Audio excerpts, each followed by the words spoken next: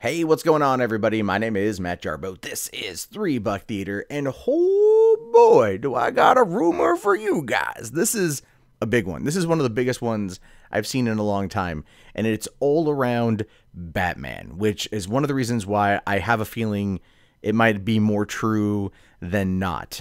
So listen, when it comes to Warner Brothers and the DC extended universe, it's hit or miss for fans.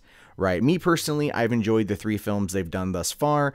The theatrical cut of Batman v Superman is the one we all like to forget. The extended cut, if you haven't seen it, is phenomenal. I keep having to recommend that to people. Anyway, we know that they've had a bit of a rough start, right? They haven't really planned it out that well. They're trying to catch up to Marvel in a way that's just not really working. They keep running through directors. They keep having problems. It's not looking super well. It's not saying that they're down for the count and that they're not going to make a lot of money, but they need to really kind of rein it in. And this kind of event, if true, could actually really reinvigorate the DCEU or completely, utterly destroy it. So what the rumor here is that in 2019, it will be the 80th anniversary of Batman, right? His premiere in Detective Comics number 27, which debuted March 30th, 1939. And they are planning 4 Batman-themed movies to release during that year. I'm not kidding you. The rumor is this. Gotham City Sirens will release around Valentine's Day, right? Well, Valentine's Day 2019 is on a Thursday, so realistically, you'd be looking at probably a Wednesday the 13th opening, right? Or maybe the week before. Look at Lego Batman. That opened up right before Valentine's Day. Did pretty well. So again, that's a good time spot. That's a good slot for a Batman movie. And it's right before Valentine's Day. So having a Harley Quinn themed movie or a spin-off film with Catwoman and Poison Ivy is going to draw lots of women to go to the theaters on Valentine's Day and that weekend to see the movie. And believe me, when I say this, that the core demographic of Suicide Squad, one of the reasons why it was so profitable were that women were going back multiple times to see the movie because they loved Harley Quinn so much. That is one of the key factors why that movie went on to gross as much as it did here in the United States. Never mind the fact that I myself went and saw it twice in the opening weekend in theaters, and I own the Blu-ray and have watched it a few times. I really like it. It's not for everyone, but I personally love it. And so having that come out on Valentine's Day makes like logistical sense. It just makes logistical sense. Never mind the fact that it's also going to be, post the 50 Shades trilogy finishing up on Valentine's Day, because the 50 Shades Freed opens up next Valentine's Day. And so there's not going to be anything maybe kind of darkly female-centric, just maybe in terms of the themes coming out that I know of at this point. Anything could change. So that makes sense.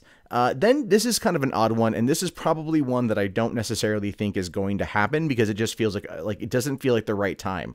But they're talking Nightwing on Memorial Day weekend. Now, we know so far inside of Batman v Superman and also Suicide Squad that the Robin has been killed, right? We saw his costume, the Joker killed him, it's Jason Todd.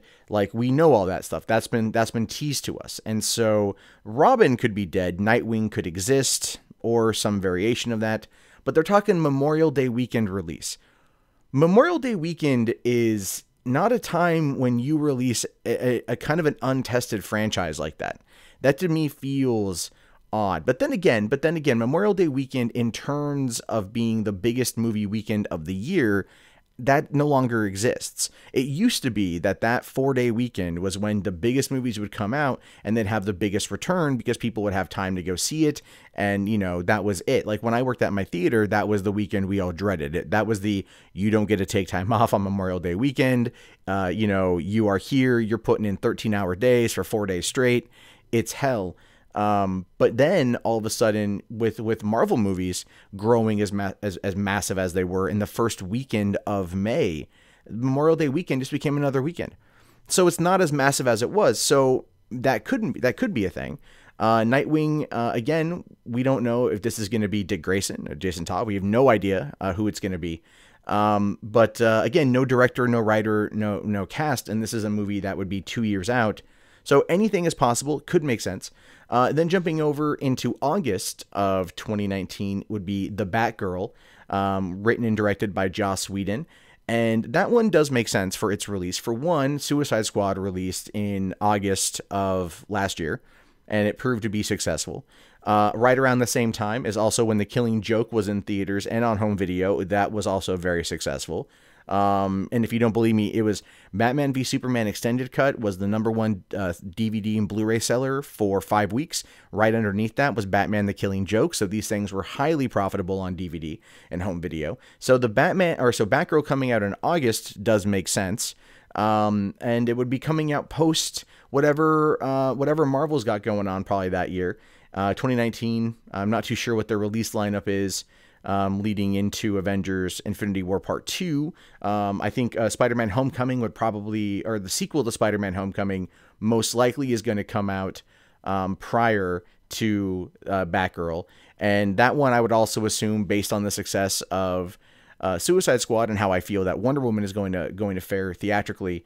I'm still saying $1 billion worldwide. I could be wrong, but whatever. The Batgirl in August does make a fair amount of sense. And then, of course, finishing off the year, you've got The Batman. Now, we've heard talks of this movie being ready to go for the fall of 2018, right? That was what we keep hearing about. That's not going to happen because Matt Reeves wants to really kind of tackle the movie, rewrite the script. Apparently, Deathstroke is still in the movie, but is no longer going to be the main villain. And so what Matt Reeves wants is like a larger scale Batman film that will include the Bat family as well as most of Batman's rogues. So we could probably assume Nightwing cameo or extended cameo, same with Batgirl. And if those two have had their own feature films coming out earlier in the year, the Batman could essentially be a big event that's going to be happening. I don't know. I kind of feel like Warner's knows that Batman is what's going to make them money right now, and so they may want to be pushing for something like that, which would make sense for delaying the Batman a year, and it would probably give Ben Affleck enough time to re-fall in love with the character, because that's kind of what's happening. Is yes, he's a card-carrying Batman fan, but his own personal life has caused him to kind of question certain things, and the rumors are saying that he no longer wants to be Batman. And given this amount of development time, and what I'm going to also say probably is the success of Justice League is going to probably tie into that quite a bit. And so, I mean, those are essentially what's rumored to come out in 2019. None of this is confirmed at all, but it would make some sense if they're really trying to play up the 80th anniversary. Now, you might be asking yourself, well, why the 80th anniversary? Why not the 75th anniversary? Because that's usually how these things go, which is true. But to be fair, when they had the 25th anniversary of Back to the Future in 2010, and they released it on Blu-ray, they did a 30th anniversary set 5 years later, and so they've done this sort of stuff before for other movies. They also never really did anything for Batman's 75th anniversary. It was 2 years post The Dark Knight Rises, and also 2 years before Batman v Superman, and so there was nothing going on at that time, and they might be trying to make up for that 5 years later by just completely overloading the slate. And the thing is, this particular plan could do well. It could backfire entirely. These movies, comic book movies, have blown up so massively that we know we're getting 3 a year from Marvel pretty much going forward from 2017. We know that DC is going to put out 1 or 2 a year.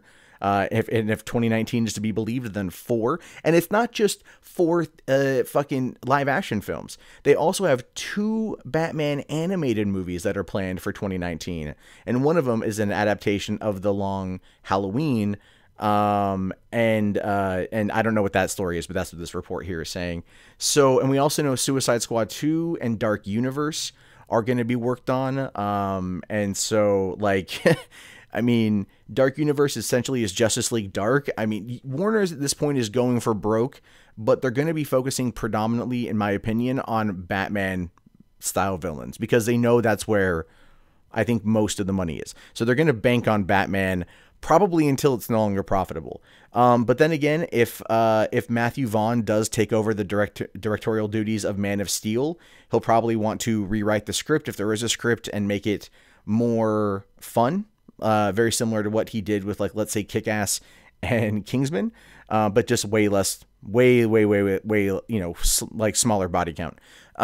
So we'll have to see what happens with that. But again, this is pretty big news overall, and there's a lot to talk about here, because you can almost see the desperation in Warner Brothers' eyes. If this is to be believed, you can see that desperation coming out. You can see everything that's going on and what they're trying to do. And it makes you really question, do they have faith in their properties to succeed on their own? Or are they going to have to rely on these huge ensemble type films in order to keep things going? And who knows, honestly. We'll find out more come Comic-Con. I will be there, and I will definitely be reporting on it, but I do want to know your guys' thoughts on this. So go ahead and let me know in the video comments what you guys think. If you haven't already, thumbs it up. Subscribe to the channel if you're new. Check back pretty much nearly daily for movie news coverage from me. My name is Matt Jarbo. You've been listening to 3 Buck Theater. Have yourself a great day, guys, and peace out.